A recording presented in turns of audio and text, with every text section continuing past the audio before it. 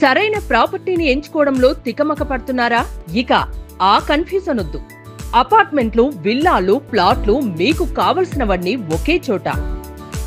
Suman TV biggest property expo October 18th, 19th HSCC Novotel Hyderabad. ఇప్పుడే free entry కోసం call చేయండి.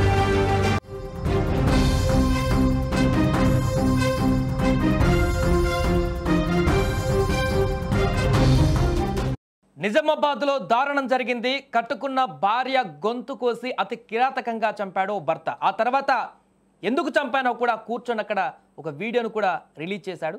దానికి సంబంధించిన వివరాలకు వెళ్లే ముందు బిగ్ అప్డేట్ ఒకసారి చూద్దాం. హైదరాబాద్ మొత్తంలో ఉన్నటువంటి బెస్ట్ ప్రాపర్టీస్ అన్నిటినీ కూడా ఒకే వేదికపైకి తీసుకువస్తుంది సుమన్ టీవీ. అక్టోబర్ 18న 19న హెచ్ఐసిసి నోవోటెల్లో జరిగేటువంటి సుమన్ టీవీ ప్రాపర్టీ ఎక్స్పోలో best flats, villas, open plots Deepavali offers and డిస్కౌంట్స్తో అందుబాటులో ఉంటాయి. మీరు విజిట్ చేసి ప్రతి గంటకి ఒక గోల్డ్ కాయిన్ని గెలుచుకునేటువంటి ఛాన్స్ కూడా ఉంది. ఫ్యామిలీతో రండి, మీ డ్రీమ్ ప్రాపర్టీని సొంతం చేసుకోండి. రైట్, ఇక వార్తలోకి వెళ్తే ప్రస్తుత సమాజంలో వివాహేతర సంబంధాలు భార్యాభర్తల మధ్య సంబంధాలను దారుణంగా దెబ్బతీస్తున్నాయి. ఎలాంటి ఘటనలు జరుగుతున్నాయో కూడా ఈ మధ్యలో మనం చూస్తున్నాం. పెళ్ళైన రోజులకే గంటల వ్యవధిలోనే ఈ యొక్క అక్రమ సంబంధాల కారణంగా భార్యను భర్త, భర్తను భార్య ఈ రకంగా చంపుకుంటున్నటువంటి దుస్థితులు ఏర్పడుతున్నాయి. అక్రమ సంబంధాలు అనుమానాలకు, గొడవలకు కారణంగా మారుతున్నాయి.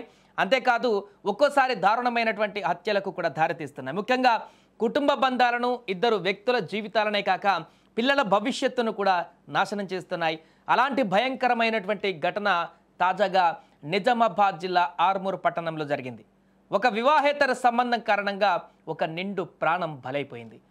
ఆర్మూరు పట్టణంలోని వెంకటేశ్వర కాలనీలో ఈ యొక్క దారుణం చోటు చేసుకుంది. ఆ కాలనీకి చెందినటువంటి వడ్ల మమత, ఆమె భర్త వడ్ల జగదీష్లకు ఇద్దరు అబ్బాయిలు కూడా ఉన్నారు.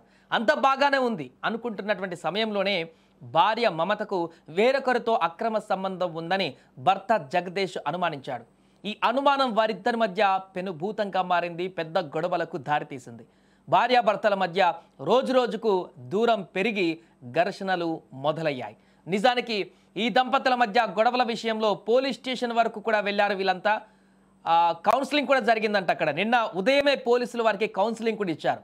ఇలాంటి పనులు చేయవద్దని నచ్చజెప్పి వారిని ఇంటికి కూడా పంపించారు. అయితే కౌన్సిలింగ్ తీసుకున్న తర్వాత కూడా వారిద్దరి మధ్య తగాదా ఆగలేదు.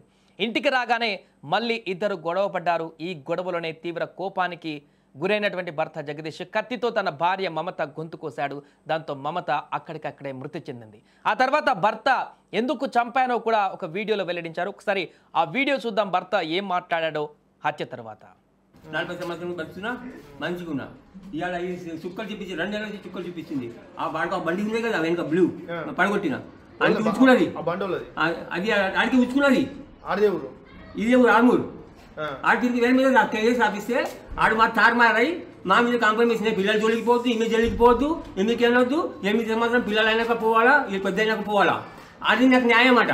వీడు వచ్చి ఏస్ చేసుకోవచ్చు, నువ్వు పోవద్దు, వీడు వచ్చి ఎంజాయ్ చేసుకోవచ్చు, నా భార్యతోటి ఏమైనా చేసుకోవచ్చు, పిల్లలు చూసుకోవచ్చు, అన్ని చూసుకోవచ్చు, నేను మాత్రం చూసుకోవాలి. దూరం నుంచి గలీలో రావద్దట, రాపిచ్చిరు. సో అది భర్త ఎవరైతే భార్యను చంపినటువంటి భర్త ఉన్నాడో అతను చెప్తున్నటువంటి వాదనది. ఇదే గల్లీలో ఉన్నటువంటి ఒక వ్యక్తితో తన భార్య అక్రమ సంబంధాన్ని నెరుపుతుంది. ఎన్నిసార్లు చెప్పినా వినట్లేదు. అది తీవ్రస్థాయికి చేరింది కాబట్టి ఈ రకంగా హత్య చేశారంటూ కూడా ఆయన చెప్తున్నటువంటి పరిస్థితి మనకు కనపడుతుంది. దాంట్లో నిజాలు ఏంటనేటువంటిది అక్కడ ఉన్నటువంటి స్థానికులకు కానీ మిగతా వాళ్ళకు తెలిసి ఉంటుంది. కానీ భర్త మాత్రం ఇందుకే చంపవలసి వచ్చిందనేటువంటి ఒక విషయాన్ని క్లారిటీగా చెప్తున్నారు. ఇక స్థానికులు చెప్తున్న దాన్ని బట్టి చూస్తే ఒకసారి భార్య మమతకు వేరే వ్యక్తితో ఉన్నటువంటి అక్రమ సంబంధమే ఈ హత్యకు ప్రధాన కారణం అని కూడా చెప్తున్నారు. సో ఈ హత్య గురించి సమాచారం అందుకున్నటువంటి పోలీసులు వెంటనే సంఘటనా స్థలానికి చేరుకున్నారు. ఏసీపీ వెంకటేశ్వర రెడ్డి, సత్యనారాయణ గౌడ్ వెంటనే ఘటనా స్థలానికి వెళ్ళారు. అక్కడ చూశారు పరిస్థితిని, నిందితుడిని అదుపులోకి తీసుకున్నారు. ఒకసారి పోలీసులు కూడా దీనికి సంబంధించినటువంటి ఏం జరిగింది, ఎలా జరిగింది దానికి సంబంధించి కూడా వారు మాట్లాడారు. వాళ్ళ బయట కూడా ఒకసారి చూద్దాం. ఈరోజు ఆర్మూర్ పట్టణంలో అందాజ 3 గంటల ప్రాంతంలో వెంకటేశ్వర కాలనీ నందు వడ్ల జగదీషు తన భార్య మమతను అక్రమ సంబంధం అనే అనుమానంతో ఇంట్లో ఉన్న కత్తితోని గొంతుతో కోసి చంపినాడు. ఇట్టి డైలెండెడ్ ద్వారా సమాచారం రాగా పోలీసులు నేరస్థలంకి వచ్చి దర్యాప్తు చేస్తున్నారు. పూర్తి వివరాలు దర్యాప్తులో తెలుస్తుంది. సో అది అక్రమ సంబంధం కారణంగా పచ్చని కుటుంబము పూర్తిగా ఇప్పుడు కకావికలమైనటువంటి పరిస్థితి. ఇద్దరు పిల్లలు తల్లిలేని పిల్లలుగా మారారు. ఇప్పుడు తండ్రి జైలుకి వెళ్తారు కాబట్టి పూర్తి అనాథలుగా మారిపోబోతున్నారు. క్షణికావేశంలో తీసుకునేటువంటి కొన్ని నిర్ణయాల కారణంగా కుటుంబాలు ఏ రకంగా విచ్ఛిన్నమవుతున్నాయన్న దానికి మరొక ఉదాహరణ. రోజు లాంటి ఘటనలు ఏదో ఒక దగ్గర చూస్తూనే ఉన్నాం, వింటూనే ఉన్నాం, కానీ ఇంకా కొనసాగుతూనే ఉన్నాయి. సమాజంలో రోజు రోజుకు ఏర్పడుతున్నటువంటి ఇలాంటి సంఘటనలు చూస్తుంటే అసలు ఎట్టుపోతుంది సమాజం, ఎందుకు ఇలాంటి దుస్థితి వస్తుంది అనేటువంటి ఒక సందేహాలు అయితే వ్యక్తమవుతున్నాయి. ఏదేమైనా కూడా నిజామాబాద్ ఆర్మూర్ పట్టణంలో జరిగినటువంటి ఈ ఘటన ఒక్కసారిగా అక్కడ ఉన్నటువంటి స్థానికులను కూడా విషాదంలోకి నెట్టేసింది.